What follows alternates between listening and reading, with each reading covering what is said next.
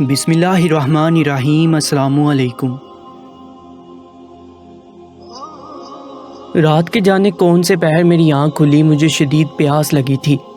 روز میں اپنے کمرے میں پانی بھر کے رکھتی تھی، مگر آج پانی بھرنا بھول گئی تھی۔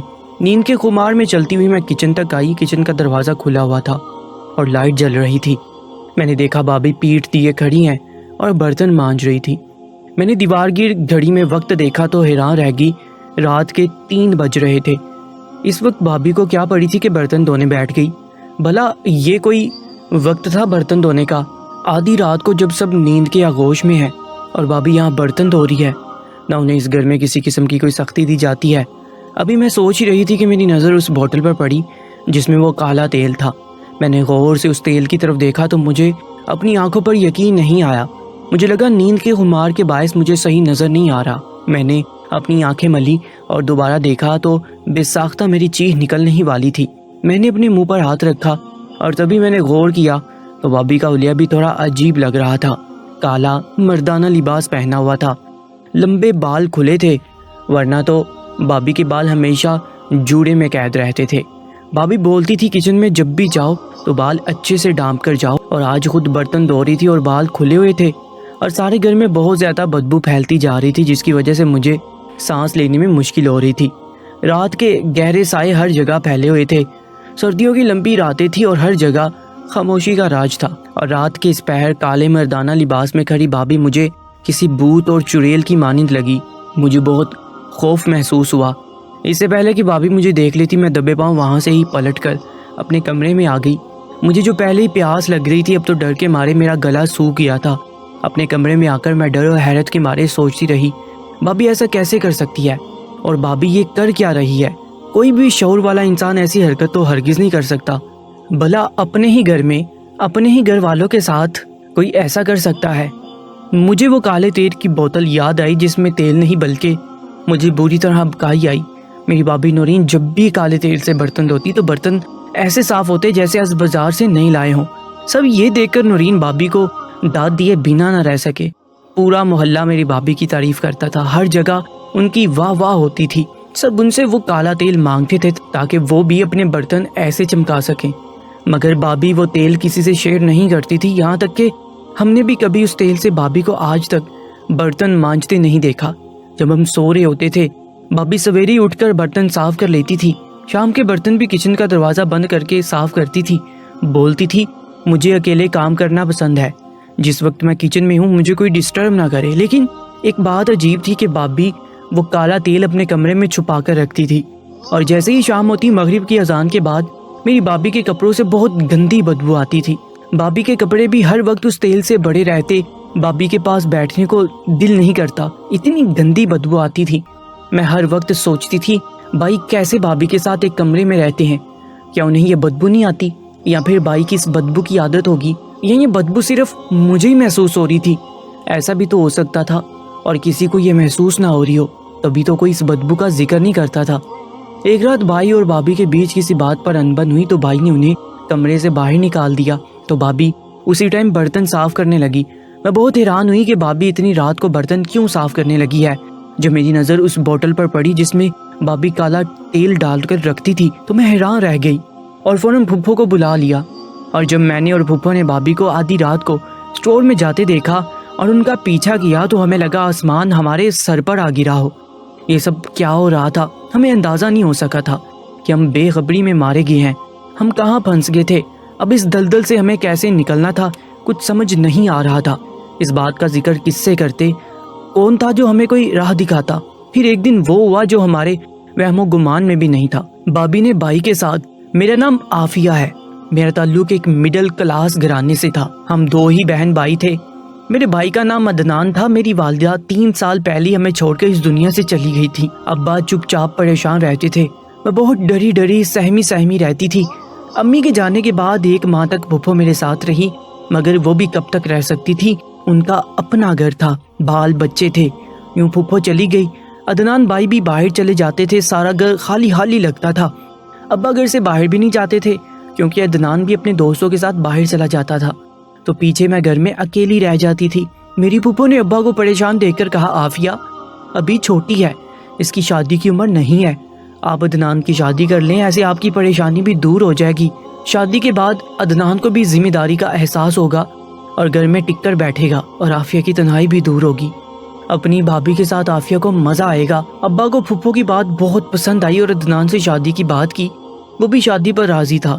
میں بہت خوش تھی، بھائی کی شادی ہوگی، گھر میں رونق ہوگی، مزہ آئے گا۔ یوں رشتے ڈھونڈنے کا سلسلہ چل نکلا اور بھائی کو نورین بھابھی پسند آئی، جن کی تصویر دیکھ کر بھائی نے ان کو پسند کیا تھا۔ یوں یہ رشتہ طے پایا۔ نورین بھابھی کا تعلق ایک مڈل کلاس گھرانے سے تھا۔ ان کے گھر والے بھی مجھے تھوڑی عجیب لگتے تھے۔ ایسا لگتا تھا علم کی کمی ہے، تمیز تہذیب انہیں چھو کر نہیں گزرا تھا، مگر نورین بھائی کی پسند تھی۔ ہم نے چپ کر کے نورین بھابھی کے گھر والوں کو مجبوراً برداشت کیا۔ میں نے شادی کی تیاریوں میں بھرپور شرکت کی۔ ہر تیاری شاپنگ میں پھپھو ہمارے ساتھ رہتی تھی۔ امی تو تھی نہیں، پھپھو کے روم میں ہی مجھے دوسری ماں نظر آتی تھی۔ یوں شادی کا دن بھی آ گیا اور جلد ہی نورین بھابھی دلہن بن کر ہمارے گھر آئی۔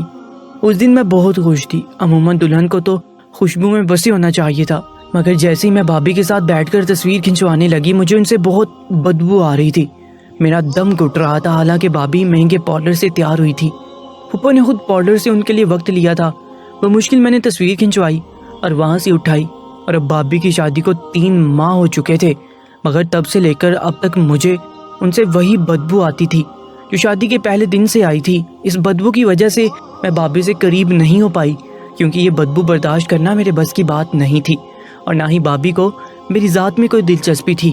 وہ بس ابا اور بھائی کو خوش کرنے میں لگی رہتی تھی یا اپنے گھر داری میں مصروف رہتی تھی۔ اور اب کل رات والا واقعہ میرے ذہن میں گھوم رہا تھا، اور مجھے ہر حال میں اب اس بات کا پتہ لگانا تھا کہ بھابھی کیا کر رہی ہیں، وہ کیا چاہتی ہیں، ان سب کے پیچھے ان کا آخر کیا مقصد تھا۔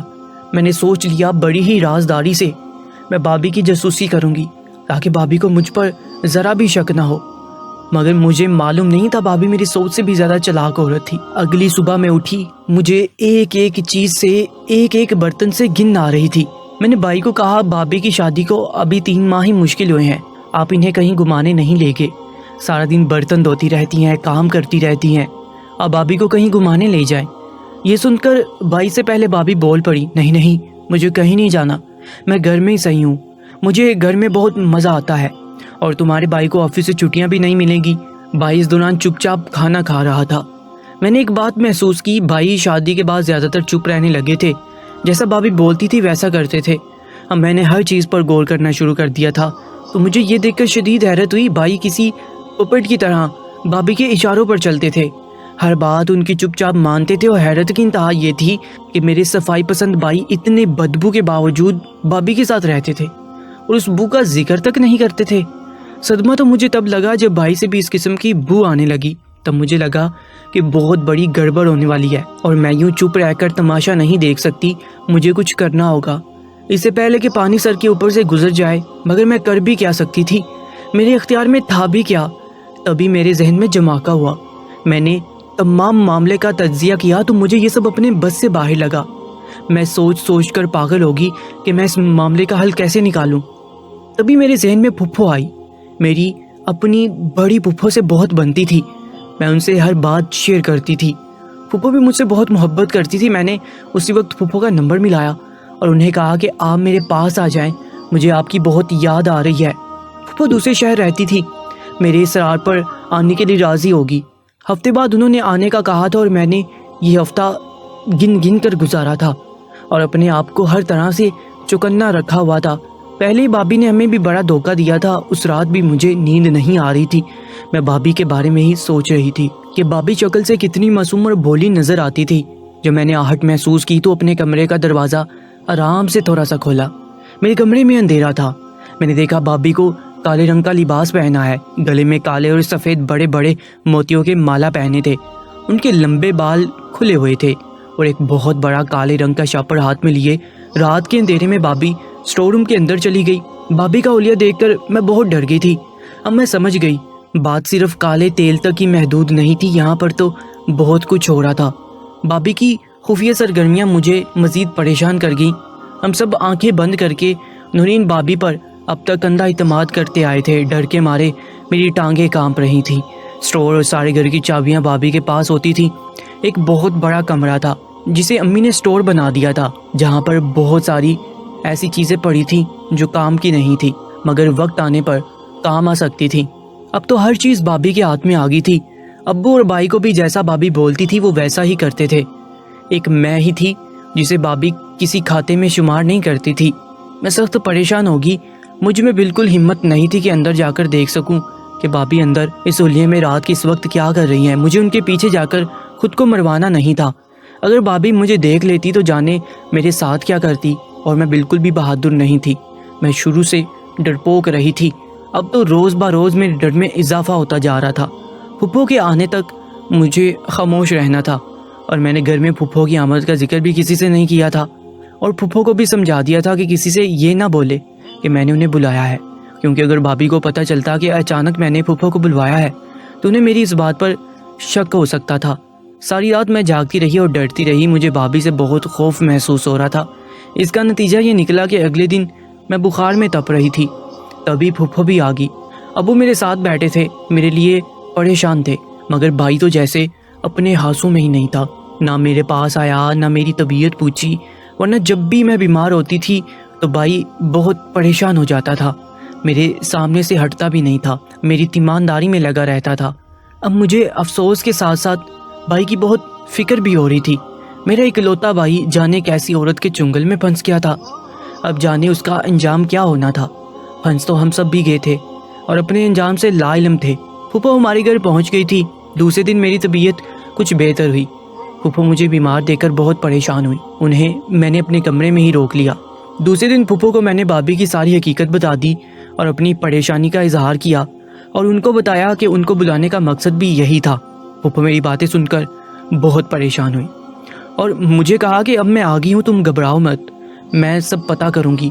میں نے پھپھو کو بھی محتاط رہنے کو کہا، کیونکہ بھابھی مجھے بہت ہی خطرناک قسم کی لگتی تھی۔ اگلی رات ہم نے سویرے سونے کا ناٹک کر کے اپنے کمرے کی لائٹ بند کر دی، اور اندر ہی اندر جا کر ہم انتظار کر رہے تھے کہ کب بھابھی اسٹور کا رخ کرتی ہے۔ سردیوں کی راتوں میں جب ہر طرف سناٹے کا راج ہوتا تھا، اپنی سانسوں کی آواز بھی سنائی دیتی ہے، تبھی باہر سے قدموں کی چاپ سنائی دی۔ بھابھی آرام آرام سے چل رہی تھی تاکہ کوئی آواز نہ آئے، مگر انہیں معلوم نہیں تھا ہم کب سے ان کے انتظار میں بیٹھے تھے، اس لیے ہمیں قدموں کی چاپ بھی سنائی دے رہی تھی۔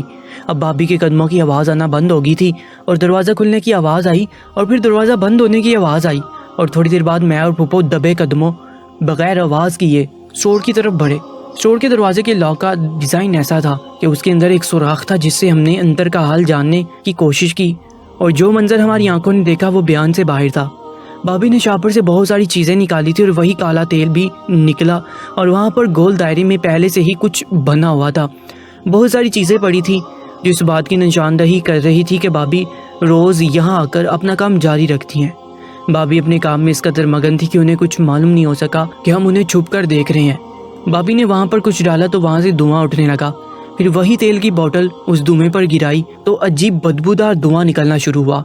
بھابھی اب کچھ منتر پڑھتی جا رہی تھی اور اس آگ پر کچھ نہ کچھ چھڑکتی جا رہی تھی۔ بھابھی کی آنکھیں سرخ ہنگارہ ہو رہی تھی۔ اس کمرے کا منظر اور بھابھی کی حالت بتاتی تھی کہ بھابھی کوئی کالا علم کر رہی ہیں یا پھر کوئی چیلا کاٹ رہی ہیں۔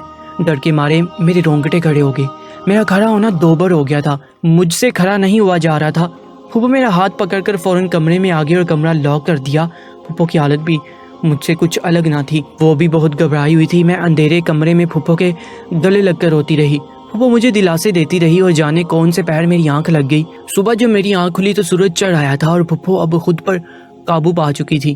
میں نے انہیں اپنے خوف کے بارے میں بتایا تو پھپھو نے مجھے کہا، دیکھو عافیہ، تم ایسا کرو گی تو نورین کی تم پر شک ہو جائے گا، خود پر قابو پاؤ، نارمل رہو۔ اگر نورین کو ذرا بھی بھنک لگ گئی تو بہت برا ہو سکتا ہے۔ میں آج اسی سلسلے میں ایک بزرگ سے مل رہی ہوں جن کا بہت نام ہے، وہ اللہ والے ہیں، ان کے پاس پیسے کی کمی نہیں، بس اللہ تعالیٰ کی رضا کی خاطر سب کی مدد کرتے ہیں۔ میں ان سے مل کر آتی ہوں، تب تک تم خود پر قابو رکھو۔ پھپھو نے پیار سے میرا گال سے لایا اور میں نے ہاں میں سر ہی لایا۔ پھپھو کو گئے ہوئے کافی دیر ہو گئی تھی، وہ اب تک نہیں آئی تھی، تبھی بھابھی میرے کمرے میں آ گئی۔ مجھے ان سے بہت زیادہ خوف آ رہا تھا، وہ مجھ سے ادھر ادھر کی باتیں کر رہی تھی، مگر ان کی آنکھیں میری کمرے کا طواف کر رہی، ایسا لگ رہا تھا کچھ ڈھونڈ رہی تھی۔ میں ان کے سارے حرکات و سکنات دیکھ سکتی تھی۔ میں نے دیکھا بھابھی نے میری کنگھی چھپائی تھی اتنی صفائی سے کہ مجھے محسوس نہ ہو۔ مجھے محسوس بھی نہیں ہو پاتا اگر میں ان کی اصلیت جان نہ لیتی۔